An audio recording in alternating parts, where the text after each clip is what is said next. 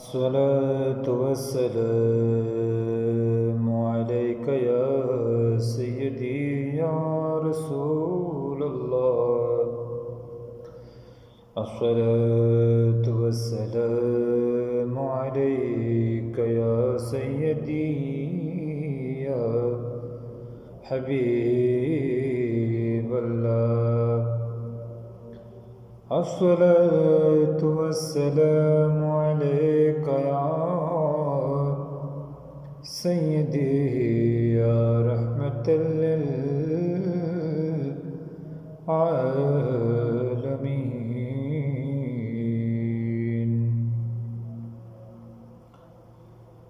فداك نفسي ودمي وأبي وأمي وأولادي فداك يا رسول الله.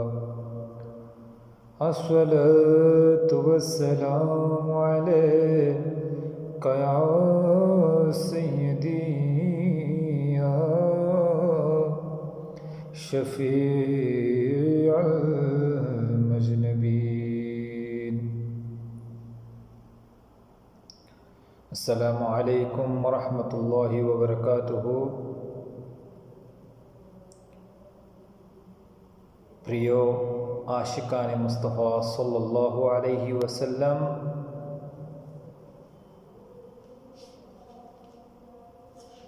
আজ পবিত্র মাহে রবিউন নূর শরীফ আমাদের মাঝে তশরিফ এনেছেন।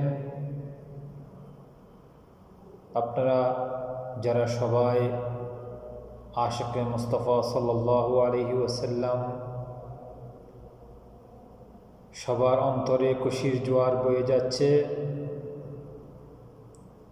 এই পবিত্র এই মুবারক মাসে রাহমাতুল লিল আলামিন সাল্লাল্লাহু আলাইহি ওয়াসাল্লাম এই দুনিয়ার মধ্যে তশরিফ এনেছেন। 12 রবিউল আউয়াল শরীফে 12 রবিউল আউয়াল শরীফে তশরিফ এনে আমাদেরকে নাজাত দিয়েছেন, মুক্তি দিয়েছেন। সেজন্য আমরা সবাই বলি আলহামদুলিল্লাহ। এই পবিত্র মাসটি আমাদের মাঝে ইতিমধ্যে প্রবেশ করেছেন। আমরা এই মাসটি পেয়েছি। আমরা সরকারে আলম সাল্লাল্লাহু আলাইহি ওয়াসাল্লামের মতো আজিমুশান পৃথিবীর সর্বশ্রেষ্ঠ নেয়ামত পেয়েছি। সেজন্য বলি আলহামদুলিল্লাহ। পবিত্র কোরআনে পাক আল্লাহ রাব্বুল আলামিন ইরশাদ করছেন, বিসমিল্লাহির রহমানির রহিম, লাইন শাকারতুম ওয়া লাযীদান্নাকুম ওয়া লাইন কাফারতুম ইন্না আযাবি লাশাদীদ।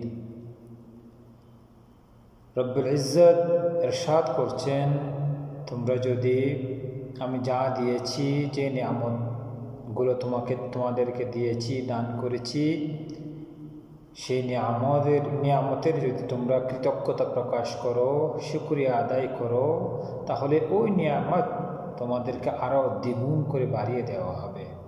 সুবহানাল্লাহ। আর যদি না করো, তাহলে কৃতজ্ঞতা না করার কারণে আল্লাহ রব্বুল ইজ্জত আমাদের জন্য রেখেছেন অত্যন্ত কঠিন আযাব, শাস্তি আমাদের জন্য রেখেছেন।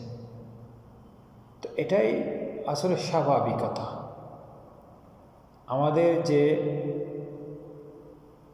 প্রাকৃতিক নিয়ম আছে, আমরা যখন মা বাবার সাথে থাকি, আমাদের এই পৃথিবীতে মা বাবাই হচ্ছে সবচেয়ে বড় নিয়ামত পৃথিবীর মধ্যে। আমরা সচরাচর যা দেখে থাকি আর কি, এটা হোক অন্যান্য ধর্মাবলম্বী অথবা মুসলমানদের মধ্যেই। পবিত্র হাদিসে পাকের মধ্যে রসুল পাক সাল্লাল্লাহু আলাইহি ওয়াসাল্লাম ইরশাদ করছেন, তোমাদের মধ্যে ওই ব্যক্তি ততক্ষণ পর্যন্ত ইমানদার হতে পারবে না যতক্ষণ পর্যন্ত সে তার মা বাবা আত্মীয় স্বজন এমনকি নিজের নফস থেকে অর্থাৎ নিজের আত্মা থেকে পর্যন্ত বেশি পরিমাণে আমাকে ভালোবাসবে না। তো এখন চিন্তা করে দেখুন, আমাদের সচরাচর যেটা প্রাকৃতিকভাবে আমরা যে যে জিনিসগুলোকে ভালোবাসি, সে জিনিসগুলোর মধ্যে প্রথম জিনিস হচ্ছে নিজেকে ভালোবাসাটা, আর দ্বিতীয় আপনজন হচ্ছে নিজের মা বাবা। হাদিসে পাকের মাধ্যমে আমরা জানতে পারলাম, কোরআন শরীফের মাধ্যমে আমরা জানতে পারলাম, এই প্রত্যেকটা জিনিস থেকে প্রিয় নবী সাল্লাল্লাহু আলাইহি ওয়াসাল্লাম হচ্ছে আমাদের কাছে সবচেয়ে বড় ভালোবাসার প্রিয় বস্তু। তখন এই ভালোবাসার প্রিয় বস্তুটি হচ্ছে আমাদের কাছে নিয়ামত। তো এই নিয়ামত যখন আমাদের কাছে এসেছে, অবশ্যই আমাদেরকে শুকরিয়া আদায় করতে হবে। আর যদি শুকরিয়া আদায় না করি, কৃতজ্ঞতা প্রকাশ না করি, তাহলে আল্লাহ পরবর্তী আয়াতের মধ্যে আমাদেরকে আযাবের সেই ভয়াবহতা আমাদেরকে বলেছেন। তো আমরা শুধু ভয়াবহতার দিকে আমরা শুধু কেন আমরা সেই আযাবের দিকে ধাবিত হব?